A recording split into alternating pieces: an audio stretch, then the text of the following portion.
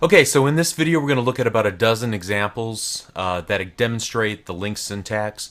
And then in subsequent videos in today's lessons, we're going to pick apart the different parts of LINQ and feature them and explore more about that particular aspect of LINQ. So this is really just intended to be a fast-paced overview to get you familiar with looking at LINQ syntax. All right, so I've set up the scenario here very simple. We have an array of strings called countries, and I just have a list of country names. Nothing very complicated. And here I'm just going to do a for each for every country that's in our array. So every string that's in our array, I want to check it out and see, does it start with the letter U? And if it does, then I'm going to print it to the console window.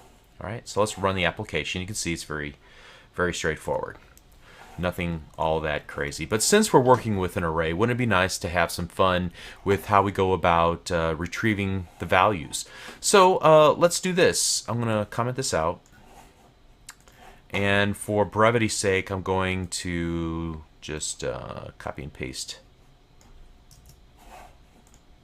And so here we're going to write a query or integrated query syntax LINQ statement.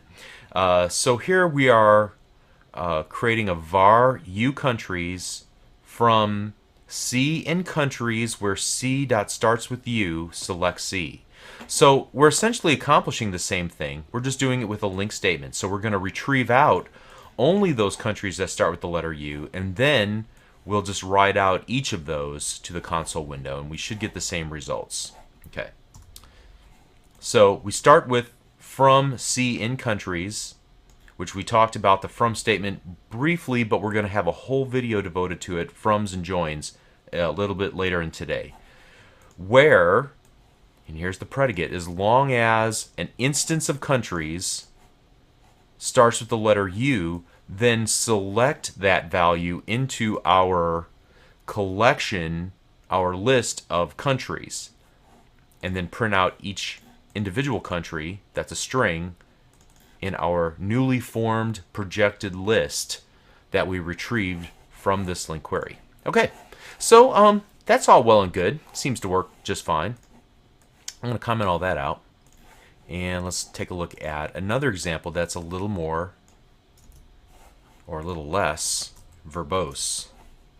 So in this case, I'm accomplishing the same thing as my integrated query syntax LINQ statement. Here, using only method syntax. Countries.where, an extension method to our array.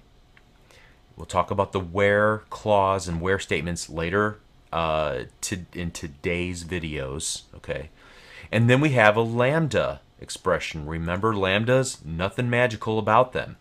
Given P, so evaluate each item in countries.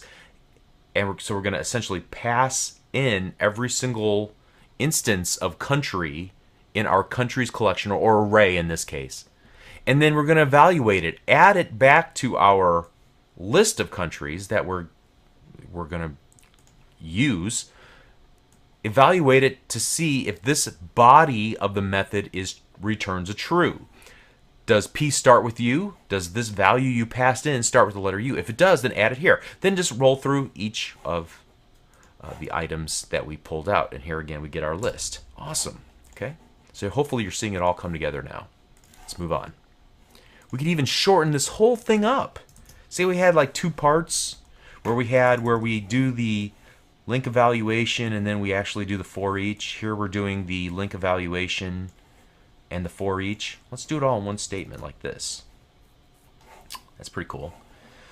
So for each string country in countries.where. So this part's exactly the same, right? All I'm doing is that I'm not assigning it to a variable and then using that variable here. I'm just going to put it all in one, essentially one line of code. I can even make this shorter. Watch this. That's pretty cool. So let's run it. Neat. Same result. I'll go ahead and put this. It looks better like that to me. Okay, so you can see now we're getting the same results that we got earlier with one line of code, and we can move on from there. So let's get a little bit more complicated example going. Okay, same one line of code essentially, Again, there's only one semicolon here at the end, so that means there's only really one line of code. We've just, for visibility or for readability's sake, we've separated onto 2 lines. Same sort of thing. This time we're changing up the lambda expression. Nothing has changed about the lambda expression. We're still passing in a instance of countries, and this time the body of the method, give me a true if the length of the name of the country is greater than 5. So if it's more than 5 characters, return it back, and let's print those out to screen now. So here are the countries with longer names: UK, USA, Spain. They're not in this list because the length of their name does not exceed 5 characters. Awesome. Let's comment that out. All right, here's a little bit more of an advanced example. For each string country in countries.order by P, write line. So I'm using this order by, and as I hover my mouse cursor over it, you can see that it's of type I, ordered enumerable of string. And so what it wants, what are we passing into it? We're passing in a key selector. All right, and what is the key selector? Well, in this case, it's just a string. All right, so what are, the internal implementation of this is that it knows that strings can be ordered alphanumerically. So A, B, C, D. We don't have to give it a special function. We don't have to give it any more of a body in our lambda expression than just giving it P, just evaluate it. Okay, so that's a little tricky to comprehend. Let's see what happens here when we do that. We're going to basically order this whole list of countries and print every one of them out. So here, let's run it and see what happens. All right, starting with A and ending with USA, we have an alphabetized listing of our countries. Great. So that was a little bit trickier of a lambda, admittedly. Let's look at another tricky lambda. Well, maybe not tricky. It's just kind of the antithesis of this example here. Let me find it.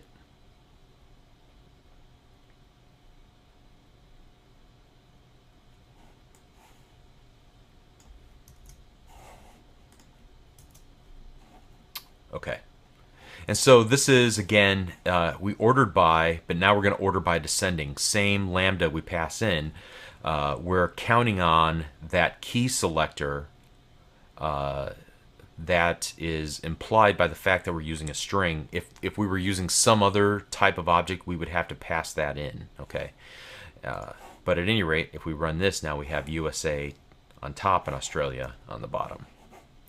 So I think this just emphasized how many extension methods there are to work with, and we can do a lot of neat things with calculations, with ordering, with finding items. We can even, as this example is going to demonstrate, modify the traversal through the array or the collection. So in this case, we're going to look at every country in our array, and we're going to skip we're going to skip 2 and pull the third one, skip 2 and pull the third one. Okay, so let's run this. So let's see how that would work. So again, we skipped 1, 2, 3. I guess we're pulling the fourth one here. And then, so I'm sorry, I guess I wasn't thinking about this. We're skipping the first 3 and then printing out the remainder of them in the list. Sorry, I got ahead of myself there, because then the next example, we're going to do this.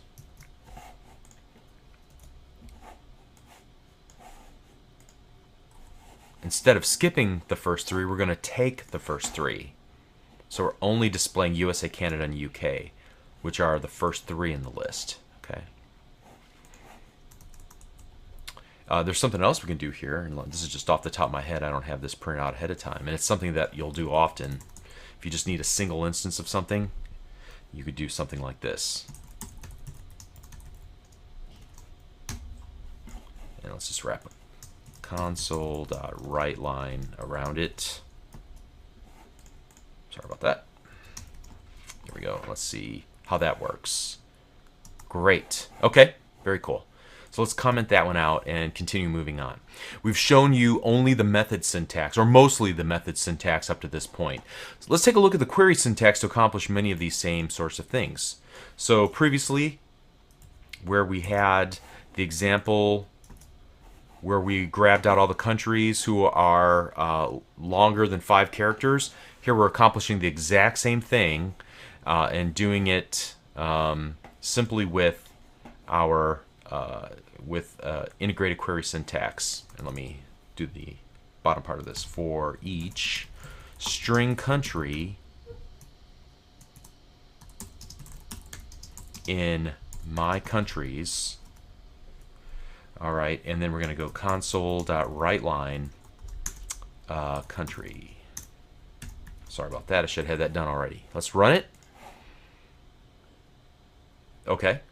So again, long country names. So we are not seeing USA and UK and things of that nature. Great. Let's pull that down a little bit. All right. How about a little bit more advanced example? We're going to look at those countries that start with the letter U and where the length is greater than 2. So we're using these double ampersand characters to append two or join two conditions together in our where clause. Okay. Cool. Okay, so how can we do this with using the method syntax? Because this is a little bit different. It's almost exactly the same. What we would do is just, I guess we comment this out first. And then I'm going to do var my countries equals countries dot where p dot starts with u and p dot length is greater than 5. And now if I'm lucky, nope, I'm not lucky. All right, I'm not sure what I've done wrong here. There we go. Had an extra parenthesis in there. Great. All right, continuing on here, let's go ahead and comment this one out. Let's take a look at how we would order these guys. So here I am from country and countries, order by country, select country. Looks a little bit odd, but again, we are looking at every individual item in the country's collection or array.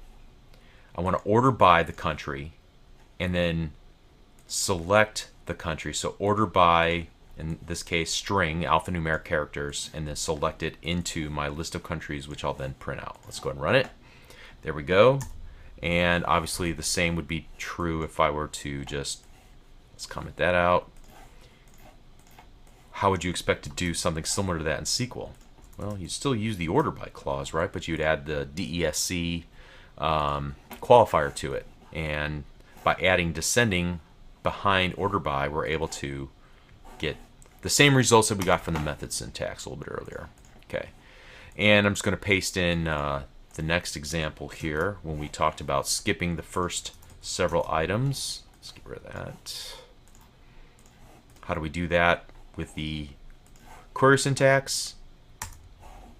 By just using the method syntax. So you can mix and match the query syntax and the method syntax in order to accomplish some things. Some things are just not going to be possible using only the query syntax.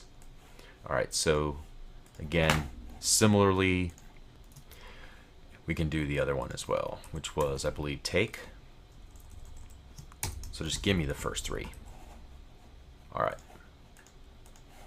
And there's a lot more to it than just this, but these examples should show you, you know, the basic syntax of both the method syntax and the query syntax. We're able to use both of them, sometimes use them in combination to accomplish what our intent is, and then let the LINQ to objects engine within C# figure out how to actually pull that off internally. We don't care that they're iterating. We don't care if they've got some other crazy way of doing it. Doesn't matter to us. We just want the results. Okay.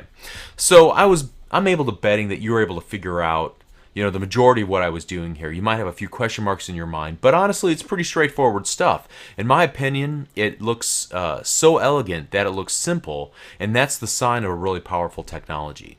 So just think about how much code that you'd have to write to achieve the exact same results if you didn't have LINQ. In many cases, we'd have to write a lot of if or case select statements in order to get some of these results, and we'd probably be less efficient than what they've done internally. Just guessing. So as promised, we took a whirlwind look at some LINQ examples, and the idea was to get you familiar with looking at the syntax itself and understand that we can accomplish virtually the same results whether we're using the language integrated query syntax or the method syntax. So now in the following videos, we're going to look at each part of a LINQ expression. So we're going to look at the select operator as well as the notion of projection in the next video. And then we're going to look at the where operator in the following video. And then we're going to look at from and how to do joins between collections in the video after that. And we're going to continue doing this until we cover the majority of the important operators and extension methods in the LINQ API. Okay, a bit of encouragement here. If you are just a little puzzled by the syntax that you saw, I just say as a word of encouragement to continue watching the videos and get a sense of what's going on here, what's possible. And then secondly, do what I do, follow along, and notice how when I do type in the examples, I rely heavily on IntelliSense to help me figure out what I need to do next or what I need to pass in, especially with regard to the lambda expressions. For a while, I think that everybody gets started, when they're getting started, they rely heavily on the IntelliSense when it comes to LINQ, so there's no shame in it whatsoever. Alright, so in this video we started looking at LINQ to objects, looking at some of the basic background information. We looked at some examples in this video. We emphasized the difference between the language integrated query syntax and the method syntax. And we're going to build on these ideas in the following videos. Thank you. We'll see you in the next one.